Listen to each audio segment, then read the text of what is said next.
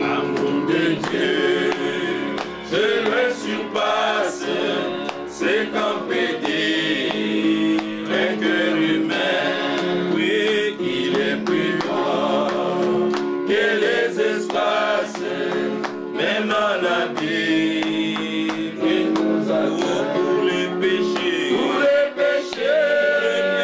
de notre monde, Dieu nous donna Jésus, il nous pardonne aux paix profondes, il sauve les perdus. L'amour de Dieu, c'est si tendre, est un amour sans fin. Elle est le chant qu'il faut entendre, les anges et les saints.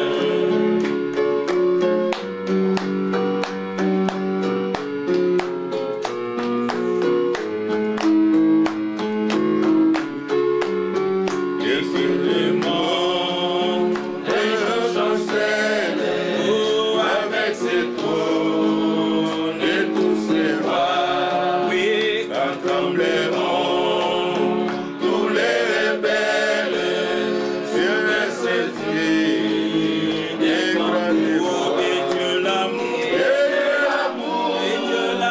que rien n'est lassé pour nous accomplir. C'est les miracles de la grâce. Amen, alléluia. L'amour de Dieu, c'est fort, si tendre, est un amour sans fin. Quel est le chant qu'il faut entendre, les anges et les saints.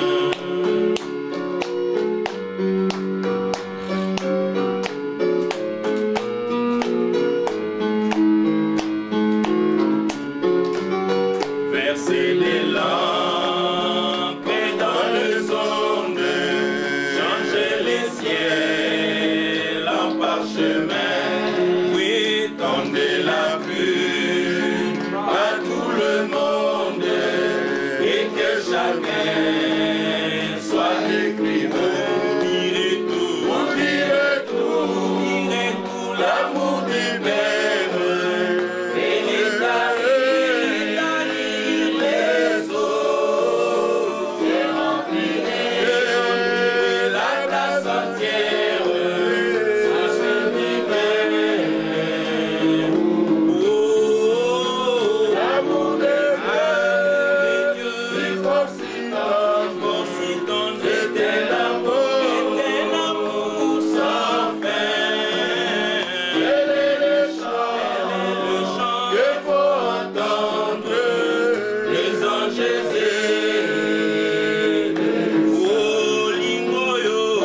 Olingoza, Medonivosi, Esaïna, Sokate, Ekoyema, Sekona, Seko, Namasako, Pébaché. Nous allons lire la parole de Dieu.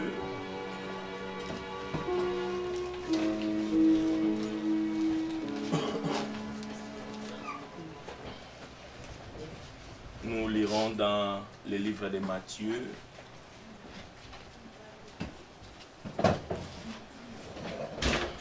Matthieu chapitre 13. Nous lirons à partir du verset 10 et nous irons jusqu'au verset 17. Matthieu chapitre 13. Matthieu 13. Nous commencerons à partir du verset 10 et nous irons jusqu'au verset 17. Matthieu 13, nous commençons à partir du verset 10. Nous lisons dans les précieux noms de notre Seigneur Jésus-Christ. Les disciples s'approchèrent et lui dirent: pourquoi leur parles-tu en parabole? Jésus leur répondit: parce qu'il vous a été donné de connaître les mystères du royaume des cieux, et que cela ne leur a pas été donné. Car on donnera à celui qui a, et il sera dans l'abondance. Mais à celui qui n'a pas, on ôtera même ce qu'il a. C'est pourquoi je leur parle en parabole, parce qu'en voyant, ils ne voient point, et qu'en entendant, ils n'entendent ni ne comprennent. Et pour eux, s'accomplit cette prophétie d'Ésaïe: vous entendrez de vos oreilles, et vous ne comprendrez rien, vous ne comprendrez point. Vous regarderez de vos yeux, et vous ne verrez point. Car le cœur de ces peuples est devenu insensible. Ils ont endurci leurs oreilles, et ils ont fermé leurs yeux, de peur qu'ils ne voient de leurs yeux, qu'ils n'entendent de leurs oreilles, qu'ils ne comprennent de leur cœur, qu'ils ne se convertissent, et que je ne les guérisse. Mais heureux sont vos yeux, parce qu'ils voient, et vos oreilles parce qu'elles entendent. Je vous l'ai dit en vérité, beaucoup de prophètes et de justes ont désiré voir ce que vous voyez et ne l'ont point vu. Entendre ce que vous entendez et ne l'ont point entendu. Que le Seigneur ajoute des bénédictions dans sa parole. Nous allons prier, dire merci à notre bien-aimé Seigneur pour cette occasion qu'il nous accorde encore aujourd'hui de venir dans sa présence pour écouter sa parole. La Bible dit: là où 2 ou 3 se réunissent à cause de son nom, il est là. Amen. Et nous croyons que le Seigneur est ici présent avec nous et il nous parlera encore aujourd'hui. Prions, disons-lui merci. Prions au nom de Jésus-Christ. Bien-aimé Seigneur, nos cœurs sont encore dans la joie pour cette grâce que tu nous accordes encore aujourd'hui, d'avoir part à ce que tu es en train d'accomplir. Oui Seigneur, c'est une bénédiction pour nous encore de venir dans ta présence pour écouter et te croire. Oui, comme tu l'as dit, nous sommes heureux parce que ces choses que tu as cachées à beaucoup de sages de ce monde, tu les as révélées pour nous les enfants, Seigneur. Oui, merci parce que tu nous as ouvert les yeux pour que nous puissions comprendre ce que tu es en train d'accomplir à notre temps. Merci parce que tu nous as insérés dans ton plan et tu nous as révélé ta volonté. Nous te sommes reconnaissants, Seigneur. Merci pour ta présence au milieu de nous. Console nos cœurs par ta parole. Édifie notre âme, Seigneur. Oui, remplis nos cœurs de la joie de ta parole. Élève, sauve, Seigneur. Remplis le Saint-Esprit. Par ta parole puissante. Utilise ton serviteur encore ce soir. Touchez nos cœurs, Seigneur. Rends clair ces choses. Rends-nous sensibles, Seigneur, que nous puissions comprendre ta volonté. Oh Seigneur, merci. Parce que nous sommes bien heureux qui comprenons ces choses. Nous sommes bien heureux parce que nous avons compris ce que tu as compris. Merci. Merci,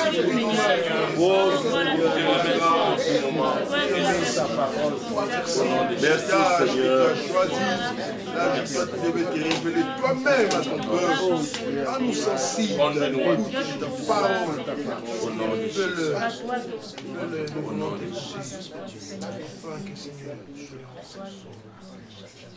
Bien-aimé Seigneur, merci pour cette occasion que tu nous donnes, une fois de plus, de venir dans ta présence pour écouter ta parole. Oui. Il n'y a rien de précieux que de se réunir et de nous laisser enseigner par toi-même. Oui, nous savons que ces réunions ne continueront pas toujours, Seigneur. C'est pourquoi chaque occasion que tu nous donnes, Seigneur, nous voulons réellement te croire. Amen. Parce que c'est seulement en croyant que tu peux accomplir ton œuvre en nous. Oui. Merci pour cette occasion que tu nous donnes encore aujourd'hui. Dispose nos cœurs, Seigneur. Ouvre nos oreilles, nos yeux, que nous puissions comprendre ces choses que tu as cachées aux sages et aux intelligents de ce monde. Alors que le monde est dans la confusion, dans les ténèbres, voilà que tu as jailli cette lumière pour nous, pour que nous puissions saisir ce que tu es en train d'accomplir à notre temps. Merci, parce que nous comprenons ces choses. C'est ta grâce. Nous laissons encore ce temps entre tes mains, Seigneur. Parle-nous, Seigneur. Touche nos cœurs, édifie chacun de nous. Nourris-nous, Seigneur, toi-même. Nous nous laissons, Seigneur, sous ta conduite. Ce qui nous importe, Seigneur, c'est ta présence au milieu de nous. Ce qui nous importe, Seigneur, c'est une parole qui sortira de ta bouche. Ce qui nous importe, Seigneur, que tu accomplis, que tu commences et que tu achèves ton œuvre que tu as commencé à tout un chacun de nous. Nous nous abandonnons sous ta main puissante. Utilise ton serviteur pour nous apporter ta parole. Dans le nom de Jésus-Christ, nous avons ainsi prié avec beaucoup d'actions de grâce. Amen. Amen. Amen. Que le Seigneur nous bénisse tous. Amen. Nous sommes dans la joie d'être réunis encore. Comme nous l'avons dit, ce n'est pas un lieu habituel, mais cela ne nous empêche à nous réunir pour écouter ces instructions, car l'heure est avancée, le Seigneur est à la porte. Nous saisissons chaque occasion qui nous est accordée pour écouter sa parole. Le Seigneur accomplira son œuvre avec sa parole. Il n'y a pas autre chose. Mais nous sommes heureux parce que nous l'avons compris. Le Seigneur a jugé bon de nous révéler sa volonté, de comprendre ce qu'il est en train d'accomplir à notre temps. Comme nous l'avons lu, nous sommes heureux. Et aujourd'hui encore, nous voulons que le Seigneur puisse nous ouvrir les yeux pour que nous puissions comprendre sa parole. Sans cette révélation, nous ne pouvons le comprendre. Sans cette révélation, notre vie ne peut pas changer. Sans cette révélation, même notre préparation est impossible. Car il faudrait que le Seigneur se révèle en toi comme époux pour que réellement que tu te sentes comme épouse. Quand le Seigneur ne s'est pas encore révélé comme époux, il est impossible que nous puissions nous préparer réellement. Que le Seigneur nous bénisse tous et nous donnerons la parole à notre frère Félix pour nous apporter la parole. Amen. Amen. Que Dieu vous bénisse. Amen. Chantons encore avec joie 55. Yesu Nzambe Nanguya. C'est une très grande révélation de la parole de Dieu.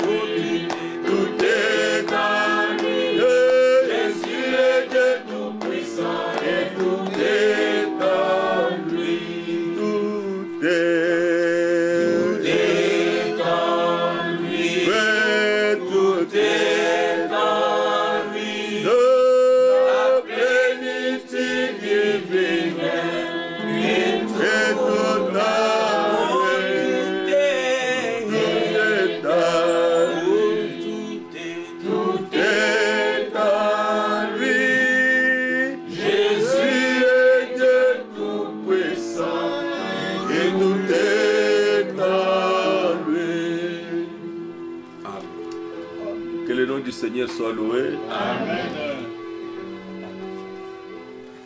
Ce qui est vrai, c'est que les vrais croyants ne sont pas liés à un endroit. Oui. Amen. Et ils sont liés à Christ. Oui. Amen. Le Seigneur peut nous rencontrer partout. Et dans les évangiles, il a proclamé de grandes vérités. Ce n'était même pas dans une église. Lorsqu'il a parlé de l'adoration en esprit, en vérité, c'était à un puits. Pas avec des multitudes, mais avec une femme. Les disciples n'étaient pas là, ils étaient allés chercher du pain. Tu interprètes pour les voix comme toujours. Et ils étaient allés chercher à manger. Et il a rencontré cette femme au puits. Et un entretien glorieux a eu lieu. Et le Seigneur s'est révélé à cette dame, cette femme plutôt, parce que cette femme a exprimé l'attente de ce temps-là. Partout on parlait de la venue du Messie. D'ailleurs, elle l'a dit dans Jean chapitre 4. La femme lui dit, Jean 4, au verset 25, je sais que le Messie doit venir. Absolument, il doit venir. C'est lui qu'on appelle Christ. Messie et Christ, c'est la même chose. Messie, c'est en hébreu. Christ, c'est en grec. C'est la même chose. Ça signifie loin. C'est lui sur qui repose l'Esprit de Dieu. Et quand il sera venu, il nous annoncera toutes choses. Amen. Le Seigneur est allé direct au but. Jésus lui dit, je le suis moi qui te parle. Amen. Cette révélation était très importante pour cette femme, comme elle le fit pour Paul. Galates chapitre 1.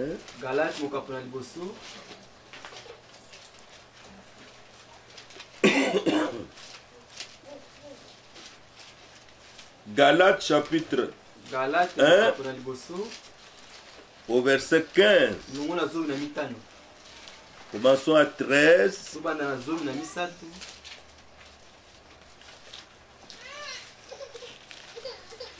Vous avez su en effet quelle était autrefois ma conduite dans le judaïsme,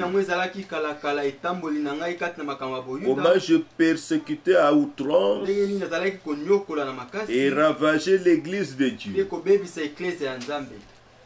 Quand la révélation n'est pas là, on fait ça. Quand on est au pied des hommes, on fait ça. Quand on est au pied de Christ, ça change. Amen. Verset 14. Et comment j'étais plus avancé dans le judaïsme que beaucoup de mon âge.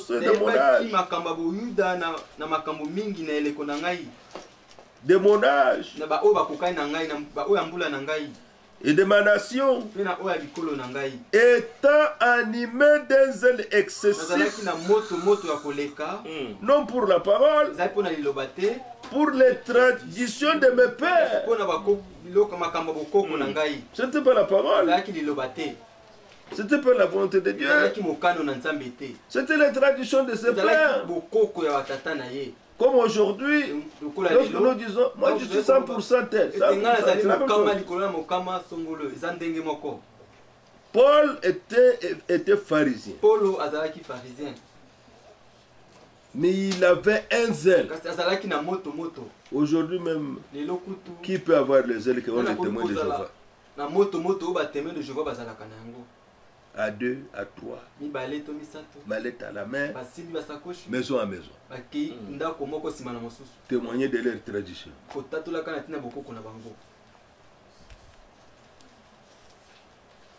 Oui, on peut avoir un zèle, mais pour des choses qui n'ont pas de valeur.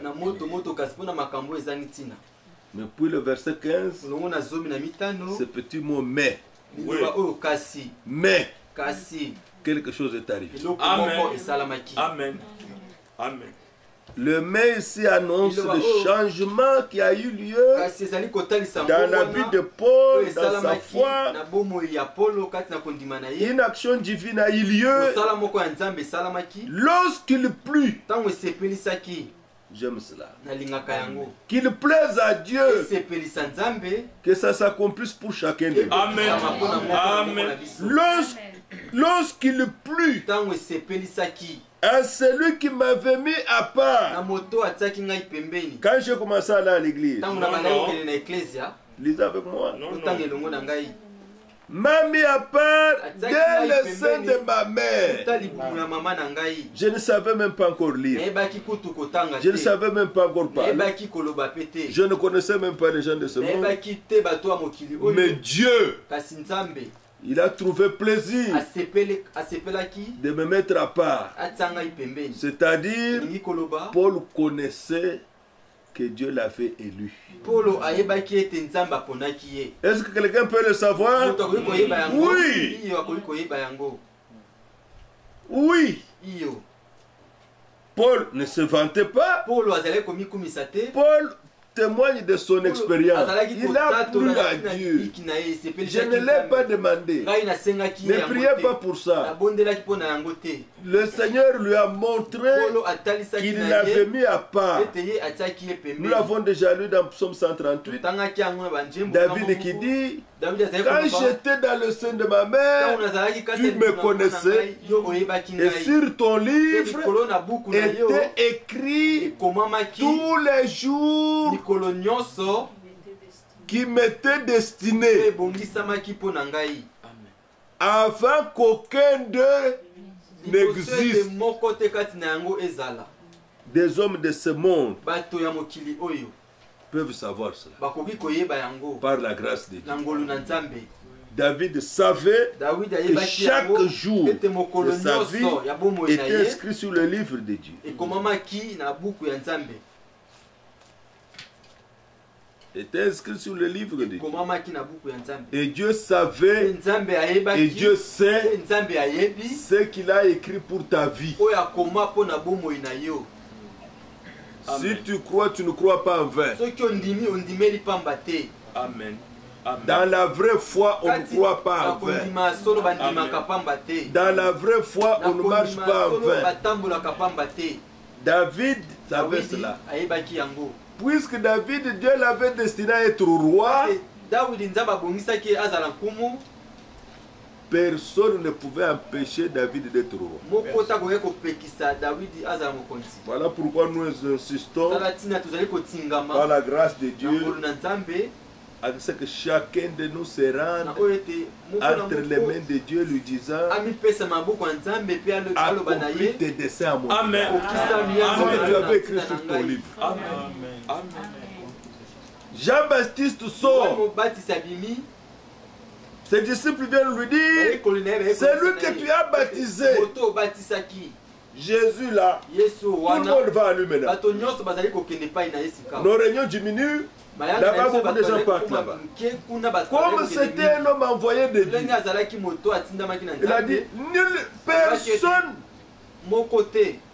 ne peut recevoir que ce qui lui a été donné du ciel. Parce que cela est déjà écrit dans le livre. Avant que tu naisses, avant que tu existes, qu'est-ce que nous voulons dire? Dieu choisit avant la fondation du monde. Dieu prédestine à la vie éternelle. Il l'a déjà fixé. Et puis maintenant, il fait proclamer l'évangile. Et l'évangile cherche ses enfants. Amen.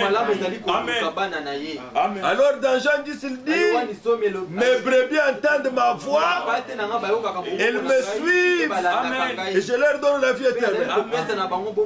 Amen. Disons amen à cela. C'est comme ça que Dieu agit. Verset 15, Galates 1. Mais lorsqu'il plut à celui qui m'avait mis à part dès le sein de ma mère et qui m'a appelé par sa grâce, ne dites jamais: ne me dérangez pas. J'ai cherché mon Dieu et je l'ai trouvé. Non, un mensonge. Dieu nous a cherchés. L'homme n'avait aucune possibilité de retourner vers Dieu. Aucune possibilité. Si cela était Paul l'aurait dit. Il dit, c'est lui qui m'a appelé par sa grâce. Sœur, frère, croire à la vérité, c'est la grâce de Dieu. Amen.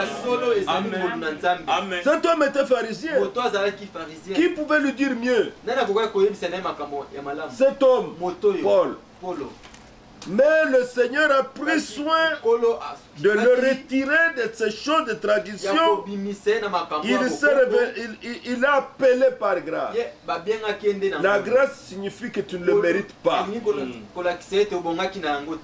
Tu méritais l'enfer, je méritais l'enfer à cause de nos péchés, à cause de l'incrédulité.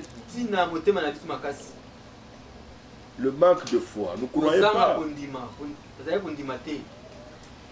Il dit, verset 16, de révéler à moi son fils.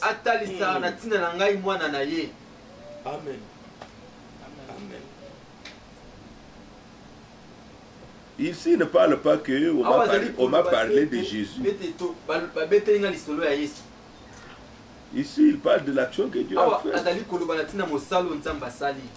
Et c'est pour ça que nous nous réunissons. On ne peut nous parler de Jésus, mais il faut que Dieu révèle en moi son fils là, Jésus,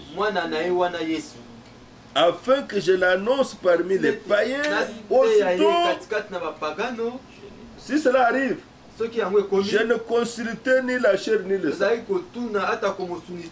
Alors s'accomplit ce que nous avons lu dans Matthieu 13. Au verset 10, les disciples s'approchèrent.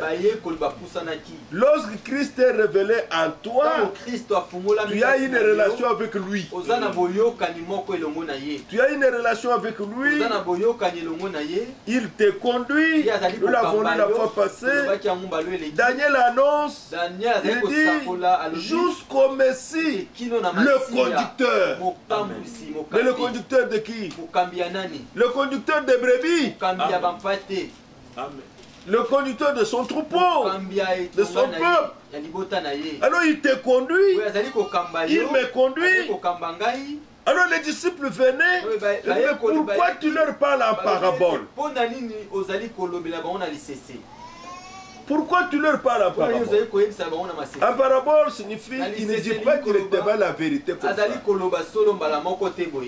Alléluia. Amen. Il ne dit pas qu'il te va la vérité comme ça. Il parle cela avec une image. Il parle cela dans une histoire. La parabole du filet. La parabole de la drachme perdue. La parabole du fils prodigue. Il parle. Dans cela, il y a de grandes vérités. Alors le Seigneur répond dans Matthieu 13 au verset 11. Jésus leur répondit, parce qu'il vous a été donné de connaître les mystères du royaume des cieux et que cela ne leur a pas été donné. Est-ce que ceci peut être compris? Pénétrer les mystères du royaume. Parler de ces choses merveilleuses.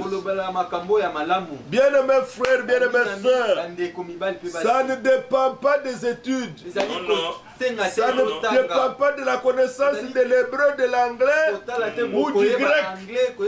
Jésus parlait l'hébreu. Les juifs parlaient l'hébreu, mais ils n'ont rien compris. Ce n'est pas la meilleure langue. Alléluia. Amen. Amen. Ce n'est même pas la connaissance du français. Si nous parlons français, c'est la langue dans laquelle on a cru. Moi j'ai cru en français. On m'a prêché l'évangile en français. C'est ce que je parle le facilement. Quand j'ai cru, je ne savais pas parler l'anglais et les lingala. J'ai appris le lingala après. Mais ça n'a rien à voir. Ce que Jésus parle ici, c'est que un mystère doit être révélé. Pas par un homme. Ça doit être révélé par Dieu. Et dans Colossiens,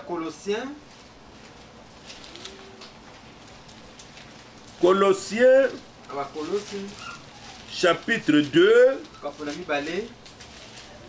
nous prenons d'abord un peu ce contour pour comprendre de quoi nous parlons, l'impact de la révélation. Verset 1, Colossiens. Je veux en effet que vous sachiez combien est grand le combat que je soutiens pour vous et pour ceux qui sont à la Odyssée et pour tous ceux qui ne m'ont pas vu, qui n'ont pas vu mon visage.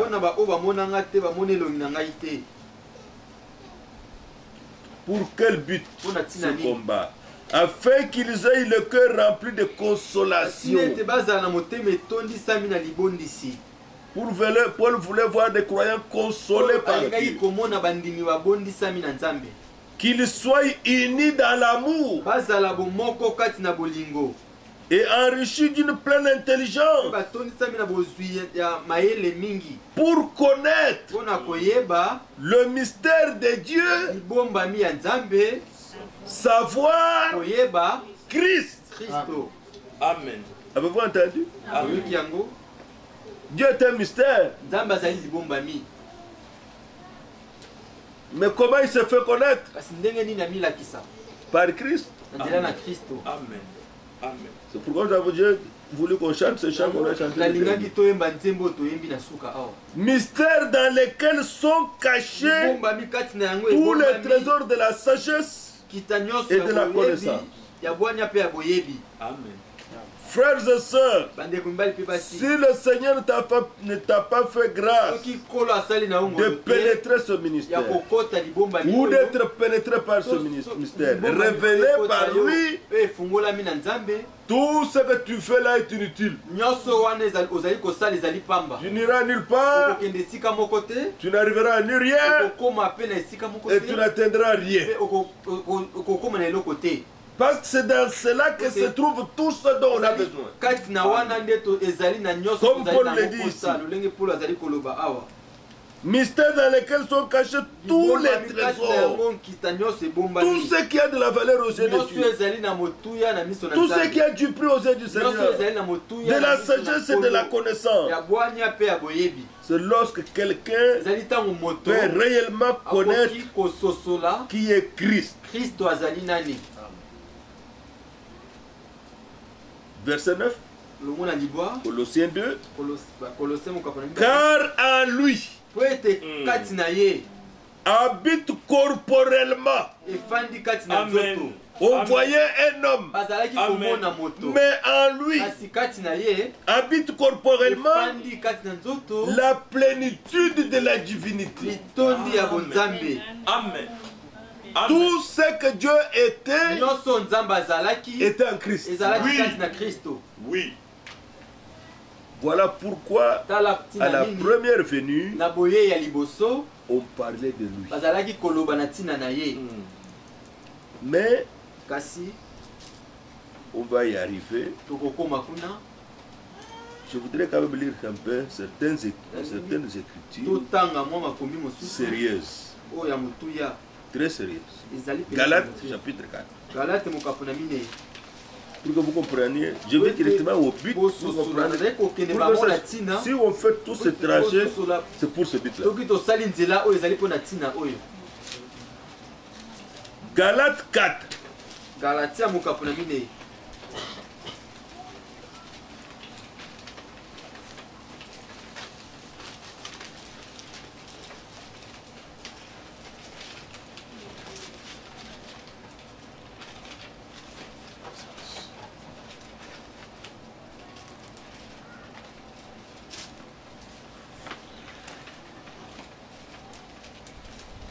Galates 4.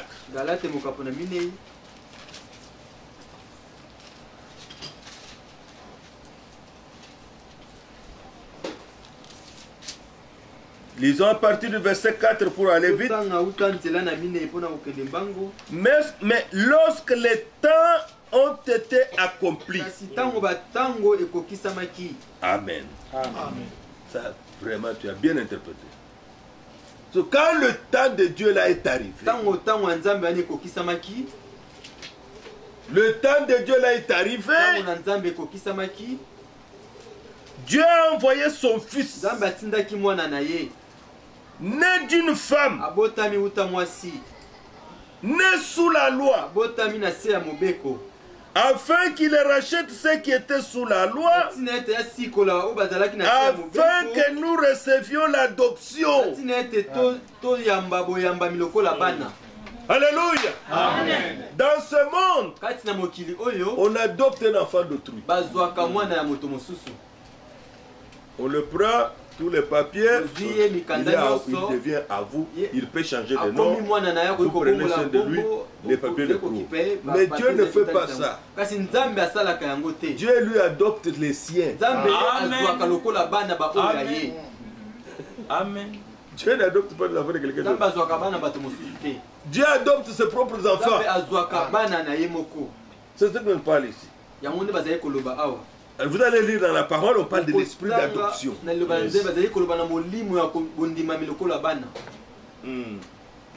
Je voudrais que ce sujet vous compreniez. Comment on arrive à prier Dieu notre Père. Oh, Tata Zambé. Comment ça arrive?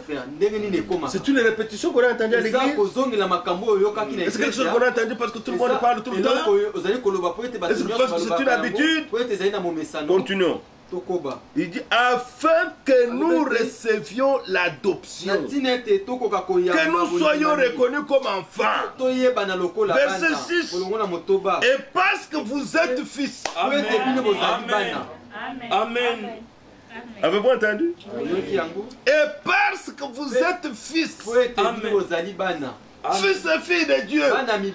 Qu'est-ce que Dieu fait? Dieu a envoyé dans nos cœurs. Gardez ce langage. L'esprit de son fils. Amen. Amen. À Pentecôte, on dit il fut rempli du Saint-Esprit. Amen. Ailleurs, on dit ils ont reçu l'Esprit de Dieu. Mais pour la naissance, pour la relation, pour l'adoption, le même esprit là, le même esprit, dans ses œuvres, ici il est dit, Dieu envoie son esprit, que l'esprit de son fils, lequel crie, Abba Père. Amen. Amen. Amen. Voilà comment un chrétien commence à appeler Dieu Père. Ce n'est pas une répétition. C'est lorsque l'esprit du Fils de Christ entre en lui, l'esprit là lui crie Abba Père. Voilà pourquoi tu cries aussi Père. Amen. Amen. Amen. C'est comme ça. Verset 7. Lorsque cela arrive, ainsi tu n'es plus esclave, ni de Satan, ni du péché, ni de quelconque lien, mais fils. Amen. Amen. Tu es l'enfant de la maison de Dieu. Et si tu es fils, tu es aussi héritier par la grâce de Dieu. Amen. Amen. Amen.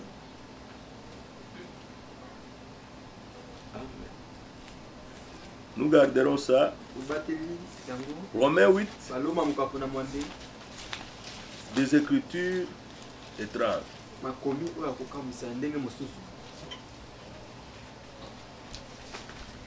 Romains 8.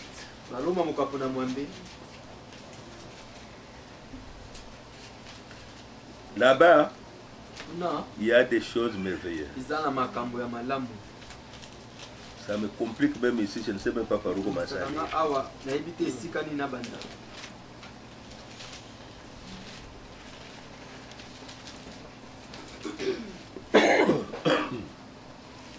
Commençons au verset 9 pour aller vite. Mais j'aimerais que vous puissiez vraiment prier dans votre cœur pour que vous voyez ce qu'il y a là-dedans. Dans les versets qu'on va lire, que Dieu vous fasse grâce, que les yeux s'ouvrent et que vous voyez. Pour vous, verset 9. Vous ne vivez pas selon la chair, mais selon l'esprit. Si du moins. Ça veut dire qu'en Christ dans le Seigneur, nous parlerons de cela un jour encore.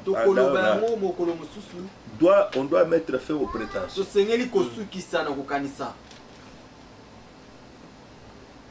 Prétendre.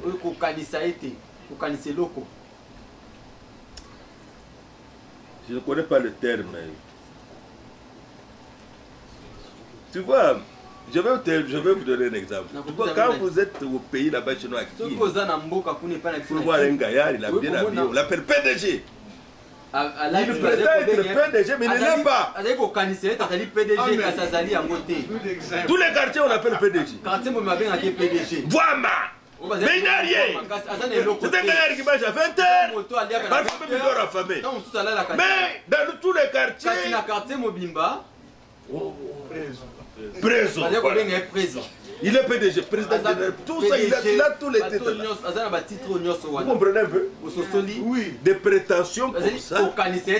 Être ce qu'on n'est pas. Vous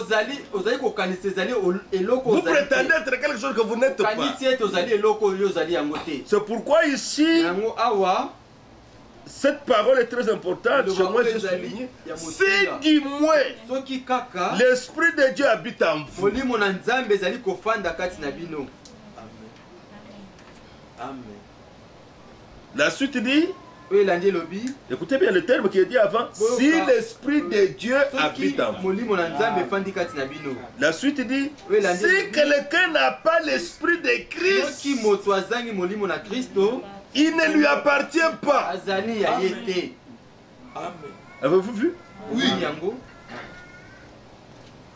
Si du moins l'Esprit de Dieu habite en vous. Si quelqu'un n'a pas l'Esprit de Christ, combien d'esprits? C'est toujours le même esprit, le Saint-Esprit. Dans ses différentes œuvres, oui. Dans ses différentes actions.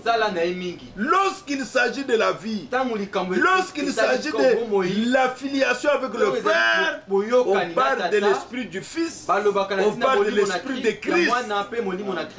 Amen. C'est pourquoi nous avons lu l'autre fois, dans 1 Pierre 1, au verset 10, que les prophètes de l'Ancien Testament, ils parlaient, ils prophétisaient par l'Esprit de Christ qui était en eux. Moïse avait l'Esprit de Christ. Ésaïe avait l'Esprit de Christ. C'est par là qu'il cherchait à connaître comment toutes ces choses que nous avons bien vues vont s'accomplir. Verset 10, Romains 8. Écoutez maintenant. Et si Christ est en vous, l'Esprit de Dieu habite en vous. Si vous avez l'Esprit de Christ, si Christ habite en vous, plusieurs choses. Est-ce que vous sentez ça dans vous? Christ est ici. Le Saint-Esprit, l'Esprit. Alors, si vous comprenez comme ça, c'est grave. C'est compliqué. Donc, c'est qu'il y a quelque chose de profond ici. Quelque chose de profond ici. Comment Christ est-il à nous? On ne sent pas un deuxième bras. Oui, notre tête à nous.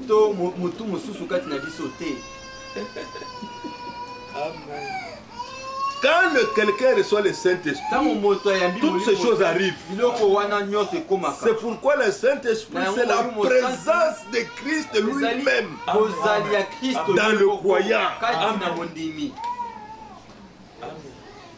C'est pourquoi il est dit, et si Christ est en vous, le corps, il est frais et mort à cause du péché. Mais l'esprit est vie à cause de la justice. Verset 11. Et si l'esprit de celui qui a ressuscité Jésus d'entre les morts, donc maintenant l'esprit de Dieu habite en vous, pas vous avouer simplement, non, mais habite. Amen. Amen. Il a trouvé une demeure. Toi, tu es devenu une habitation. C'est pourquoi dans 1 Corinthiens 6, Paul dit, ne savez-vous pas que votre corps est le temple du Saint-Esprit? Alors ici, il s'agit de l'habitation.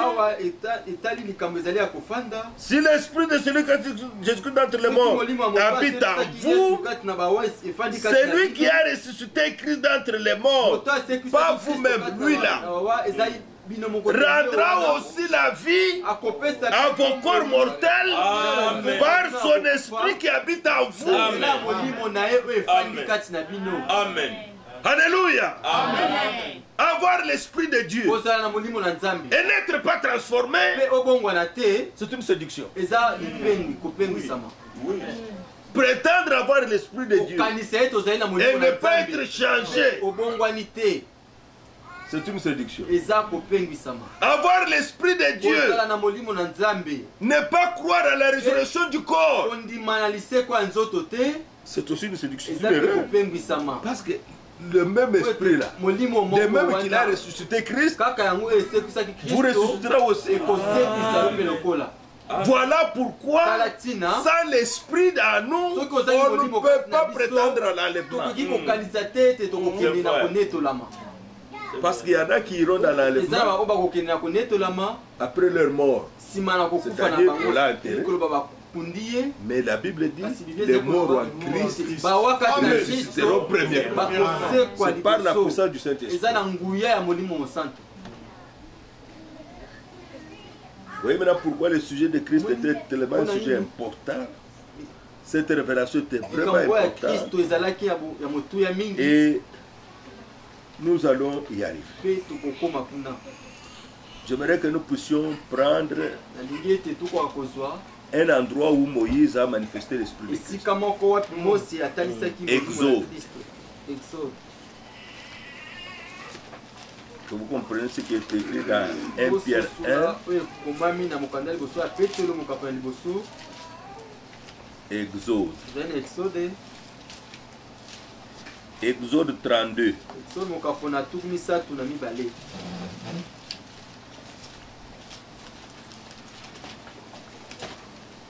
Dans Exode 32, Aaron a fait un veau d'or. Et il a dit des choses graves. Cet homme d'Aaron a vu la colonne de feu. Quand Dieu venait dans la nuée, quand il venait dans la colonne de feu, vous voyez le feu, vous voyez le nuée, il a vu tout ça. Aaron était celui qui transmettait au peuple ce que Moïse recevait et il lui disait.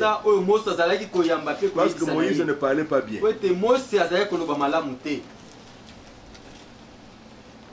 Comment quelqu'un qui a été si proche de la chose et subitement, quand Moïse est monté sur la montagne, il est resté longtemps, 40 jours, sans manger, sans boire, dans la présence de Dieu. Le peuple s'est impatienté. Ils ont dit à Aaron, alors fais-nous un Dieu qui marche devant nous. Mais il marchait devant eux par la colonne de feu. La Bible témoigne que quand la colonne s'est levée de feu, ou la nuit, il savait maintenant qu'il fallait partir. Si la colonne s'arrête, et aussi s'arrête. Comment ses frères et sœurs viennent, il dit fais-nous un Dieu qui marche devant nous, car c'est Moïse, cet homme qui nous a fait sortir du pays d'Égypte. Nous savons ce qu'il est devenu. C'est ça la difficulté dans le temps d'attente. Dans le temps d'attente, beaucoup de gens viennent avec des imaginations. Les gens viennent avec beaucoup de propositions. Nous sommes aussi dans le temps d'attente. Le retour de Christ. Les Mukunanzambi sont sortis. Les Kadimanzambi sont sortis. C'est comme ça que les hommes, ils ne savent pas attendre. À la première venue de Christ, il y a eu les tédas qui étaient sortis. Je suis le Messie. Il n'était pas. Lorsque le Seigneur a dit à Adam et à Ève, allez, multipliez-vous, soyez bénis. Il ne leur avait pas dit comment. Ils n'ont pas attendu pour qu'il leur montre comment. Le serpent lui est venu, il leur a montré comment. Le temps d'attente est difficile. Abraham s'est retrouvé aussi dans le temps d'attente. Abraham, je te bénirai. Abraham, tu auras un fils qui sortira de toi. Abraham même rit dans la foi. Vous savez ce qu'il a dit? Oh Éternel, c'est Eliezer de Damas. C'est lui qui est né dans ma maison. Alléluia. C'est celui qui sera l'héritier. Le Seigneur lui dit, ce n'est pas lui. C'est celui qui sortira de tes entrailles. Alors le Seigneur lui a fait un signe pour confirmer que ça sera ainsi. Oh, mais malgré tout ce que Dieu a fait, dans Genèse 15, vous arrivez à 16, Sarah est venue avec une prédication. Il dit, frère Abraham, tu es croyant. Il dit, Amen. Tout ce que Dieu a dit là est vrai. Il dit, je sais que tu es croyant. Tu avais bien compris. Il dit, oui, j'ai bien compris. Mais si tu vois Agar ici, cette jeune dame qui me sert à la maison, c'est moi qui serai la coucheuse. Elle va accoucher sur mes jambes. Sinon, on aura l'enfant. Ça sera ton enfant. C'est comme ça que Dieu accomplira ce qu'il t'a dit. Amen. Abraham dit Amen. Il a suivi la voie. Oui, la temps d'attendre. Ça fait sortir Ismaël, qui fait souffrir Israël jusqu'à ce jour. Les Arabes. L'erreur d'une interprétation de ce que Dieu a dit. Dieu était obligé de visiter Abraham dans Genèse 17. Quand tout cela a eu lieu, Agar a eu la faim, Ismaël est né. Tout cela a eu lieu. Mais Dieu vient, il dit à Abraham, Abraham, il se révèle maintenant. Je suis El Shaddai. Je suis le Dieu Tout-Puissant. Je suis celui sur qui tu peux te reposer. Abraham, sois intègre. Sois tout entier à moi. Repose-toi sur moi. Comment tu as pu aller écouter des choses comme ça? Sois intègre. Ne sois pas un pied dedans, un pied dehors. Voulons-nous expérimenter Dieu? Ne soyez jamais un pied dedans, un pied dehors. Dieu n'est pas comme ça. Dieu, on ne le tente pas. Dieu, on ne l'essaye pas pour voir s'il est vrai. Vous devez recevoir la révélation que Dieu est certain. Amen. C'est pourquoi ce grand Dieu ne fait pas de publicité. Il ne fait pas de show pour se faire voir. Il n'a pas besoin de faire tomber les gens pour voir qu'on croit qu'il est ici. Non. Et vous dans le besoin, il peut agir dans la simplicité. Et même tu ne sens rien. Tu ne sens même rien. La maladie est ôtée. Tu te sens bien, tu ne comprends rien. Il change une situation simplement. Tu ne comprends rien. Dieu se glorifie dans la simplicité. Mais qu'est-ce qui est arrivé? C'est Aaron ici qui va avoir une inspiration, certainement venant de Satan. Verset 2, Exode 32, ôtez les anneaux d'or qui sont aux oreilles de vos femmes, de vos fils et de vos filles, et apportez-les-moi. Et tous ôtèrent les anneaux d'or qui étaient à leurs oreilles, et ils les apportèrent à Aaron. Il les reçut de leurs mains, jeta l'or dans un moule, et fit un veau à métal fondu. Et ils dirent, Israël, voici ton Dieu qui t'a fait sortir du pays d'Égypte. C'est lui qui a ouvert la mer Rouge. Un veau. C'est pas possible. C'est lui qui a fait tomber la manne. Un veau. C'est pas possible. Regardez la révélation qu'il avait de Dieu. Malgré tout ce qu'il a vu, malgré les grandes choses qu'il a vues, lorsqu'il a eu l'image de présenter Dieu, un faux. C'est comme ça l'intelligence des hommes aujourd'hui. Il lit la Bible, il lit la Bible. Parle-nous de Dieu. Il y a 3 personnes là. C'est ce qu'il a vu. Ce n'est pas ce que Dieu est. Dieu est un. Un seul est assis sur le trône. Mais pour nous sauver, un esprit ne pouvait pas nous sauver. Dieu est esprit. L'esprit n'a ni os ni chair. L'esprit n'a pas de sang. L'homme a péché dans le corps de chair. Pour être sauvé, il faut que ça soit quelqu'un de la famille, quelqu'un d'une relation avec vous, qui puisse se présenter à votre nom et payer le prix. C'est ça la loi du rachat. Voilà pourquoi nous chantons sur la rédemption. Le rédempteur, celui qui a compris le rachat ne doit pas être un ami. Celui qui a compris le rachat ne peut pas être un voisin. Même si vous vous connaissez, on doit découvrir s'il y a une relation de famille. Ça c'est la loi même parmi les hommes. Alors Dieu est esprit. L'homme qu'il a créé est chair. Deux natures différentes.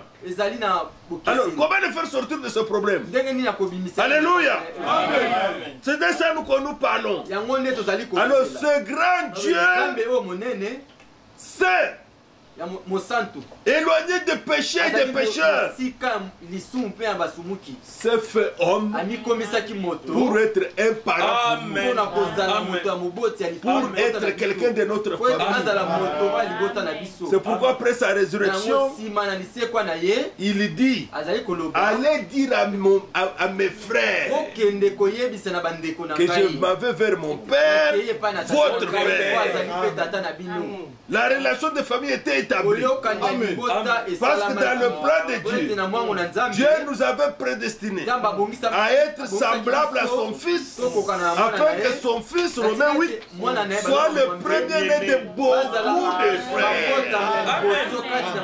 Alors en tant que notre frère, il avait les yeux, il voyait, il mangeait, il touchait, il était comme nous, mais sans commettre de péché. Alors, il pouvait maintenant prétendre à nous racheter. Voilà pourquoi il est écrit dans Colossiens, le mystère de Dieu, savoir Christ. Amen. Amen. Amen. savoir Christ. Alors maintenant, il pouvait payer le prix. Dieu, dans sa sainteté, il avait exigé le prix. Le prix, c'est que le coupable doit être mis à mort. Il faut qu'il y ait un sang qui coule. Mais si le pécheur meurt, il est perdu. Mais le pécheur là, comme moi ici, il l'aimait. Comment je peux le récupérer? Dieu connaît toutes les stratégies. Exactement comme les gens font aujourd'hui. Il a un problème. Les hommes ont compris. Tu sais, j'ai demandé à un juriste. Il dit oui, vous savez, avant que nous puissions étudier le droit, on nous parle un peu aussi de la loi de Dieu de Moïse. À l'université, on nous parle. Alors qu'est-ce qui s'est passé? Dieu, l'avocat peut se présenter en votre nom. Vous pouvez être ici, vous voulez acheter une parcelle au Congo, vous prenez un avocat là-bas, vous lui écrivez une lettre, vous le mandatez, il va aller partout avec ça, il aura tous les papiers, il achètera la parcelle légalement, vous n'avez pas besoin de vous déplacer. Parce qu'il vous représente. Dans les papiers final, on dit monsieur tel ou madame tel a acheté la parcelle, le situé à tel endroit, représenté par l'avocat maître tel. C'est valable, la loi le reconnaît. Alors devant Dieu, lui nous a représentés. Amen. Amen. Il dit j'ai le prix. Quel est le prix? C'est ma propre vie. Amen. Quel est le prix? C'est mon propre sang. Amen. Amen. Amen. Nul ne peut reprendre sa vie, c'est lui-même qui l'a donné. Je donne ma vie et je la reprends. Amen. C'est comme ça, comme il est auteur de la vie. Il n'a ni commencement ni fin. Sa vie ne s'arrête pas. Il a donné sa vie d'homme, mais il était toujours Dieu. Parce que c'était juste pour accomplir la rédemption. Voilà pourquoi, si quelqu'un ne connaît pas qui est Christ, il n'est pas sauvé. Dans Jean chapitre 8, il dit, si vous ne croyez pas ce que je suis, vous mourrez dans vos péchés. Amen. Jean 8, Amen. au verset 24. C'est pourquoi je vous ai dit que vous mourrez dans vos péchés, car si vous ne croyez pas ce que je suis, mais ce n'est pas ça dans le texte original. Dans le texte original, on n'a pas écrit comme ça. Dans le texte original, c'est écrit, si vous ne croyez pas que je suis. Oui. Oui. C'est exactement comme ça qu'il avait dit à Moïse. Moïse dit, tu m'envoies. Exode 3. S'il me demande, qui t'envoie? Quel est son nom? Dis-leur, c'est lui qui s'appelle Jésus m'a envoyé. C'est comme ça qu'il a répondu. Ce qui a été dit en hébreu, Yahvé. C'est celui qui m'a envoyé. C'est ce qui est dit ici. Si vous ne croyez pas que moi je suis, Yahvé, vous mourrez dans vos péchés. Or, tous les Juifs savent que Yahvé, c'est leur Dieu. Amen. C'est le grand Dieu. Amen. C'est le Tout-Puissant. Alors maintenant le conflit était là. Jean chapitre 10, nous avons vu le week-end passé, il a dit que j'ai fait beaucoup d'œuvres pour laquelle voulez-vous me lapider. Ils sont allés tout droit. Ce n'est pas pour les guérisons, ce n'est pas pour les aveugles qui ont vu, mais parce que toi qui es un homme, tu te fais Dieu. Alors, il n'y avait pas moyen de les aider. C'est cela qu'il fallait connaître. C'est cela qu'il fallait connaître, que Dieu est venu comme un homme. Mais lorsqu'il a accompli cette œuvre, il est retourné à son état. Il est au milieu de nous. Amen. Esprit, il est à nous. Esprit, et c'est de cela qu'il s'agit pour le salut. Si l'esprit de celui qui a ressuscité Jésus dans le mort habite en vous, celui-là même qui a ressuscité Jésus là rendra la vie aussi à vos corps mortels. Amen. Romains 8, verset 9. Si quelqu'un n'a pas l'esprit de Christ, il ne lui appartient pas. Amen. Amen. Frère espérant. Si quelqu'un a l'esprit de Papa Wemba, il sera un grand joueur de football. Qu'est-ce qu'il sera, frère?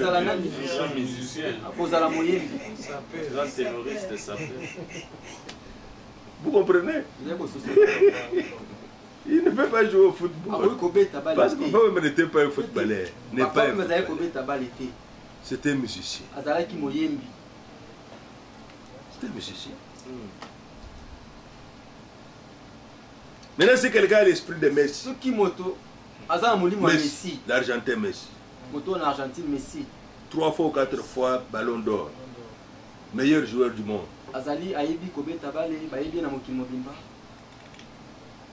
Il sera un menuisier pour faire les armoires. Qu'est-ce qu'il sera?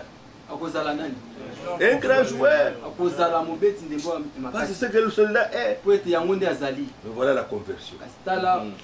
Si quelqu'un a l'esprit de Christ, est-ce qu'il va vivre la vie de Satan? Non, non, jamais. Jamais.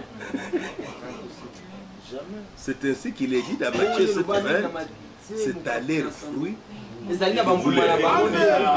Amen. Matthieu 7, 20. Ce n'est pas compliqué. Ce n'est pas compliqué. Maintenant, il n'y a pas besoin d'aller fabriquer le fruit. Non. Parce qu'à chaque fruit est lié une semence. Amen. Amen. Amen. Il ne faut pas aller à Walmart acheter les fruits, monter dans l'arbre, coller au branche.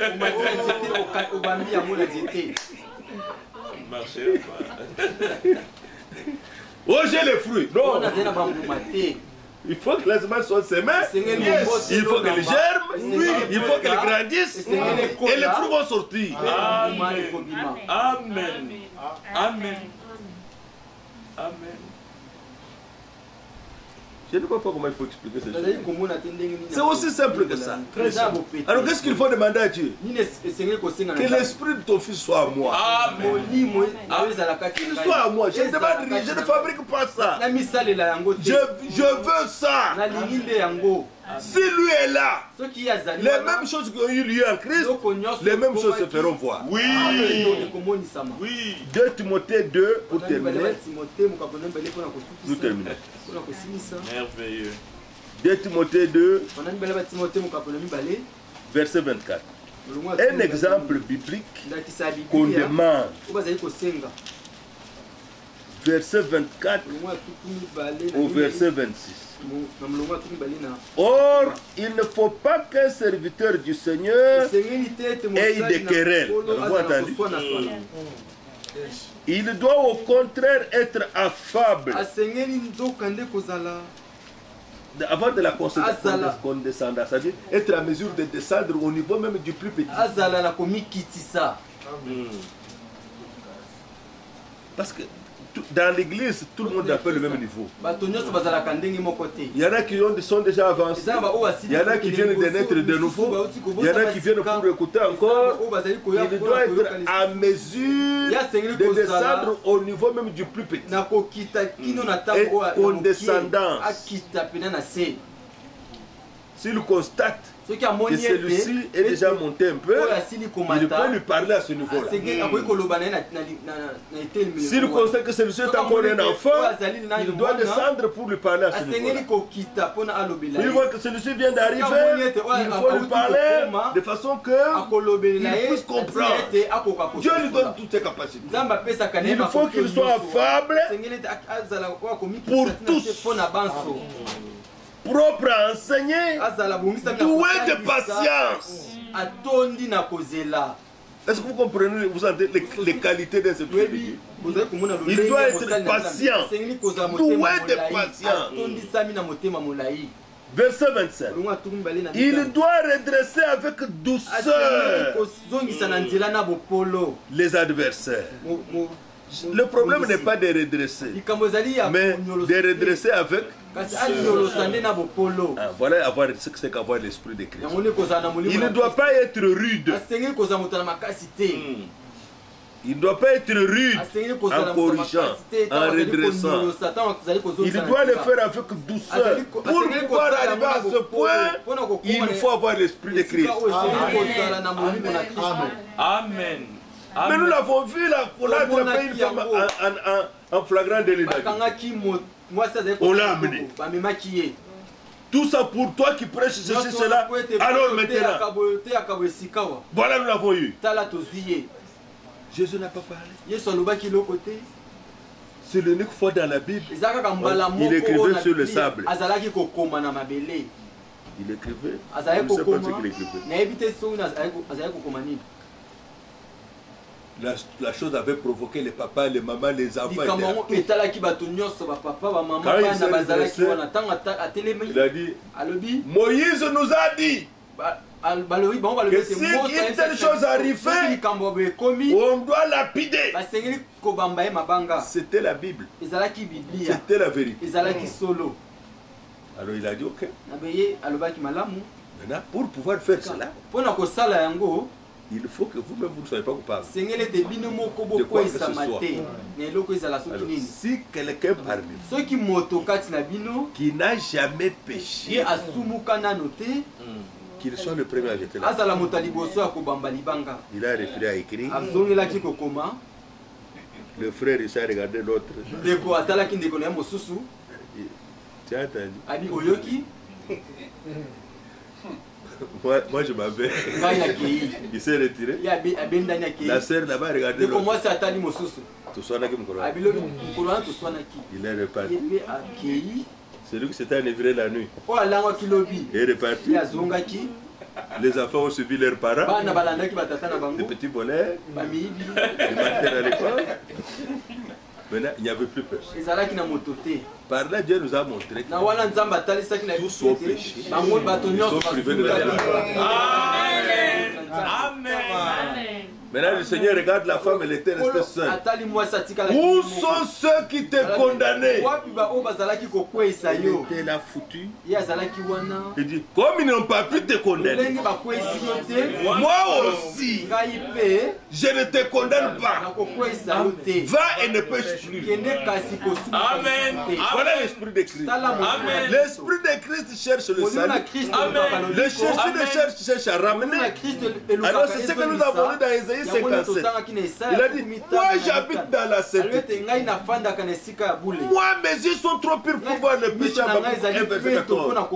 Mais je suis avec l'esprit contrit pour ranimer les esprits contrits. Voilà l'esprit de Christ. C'est pourquoi ici il est dit, le serviteur doit redresser avec douceur. Doit redresser avec douceur, dans l'espérance que Dieu leur donnera la repentance pour arriver à la connaissance de la vérité. Sur les champs, il n'y a même pas eu un signe de repentance. Mais lui doit croire. Tout dépend de l'esprit dans lequel on va.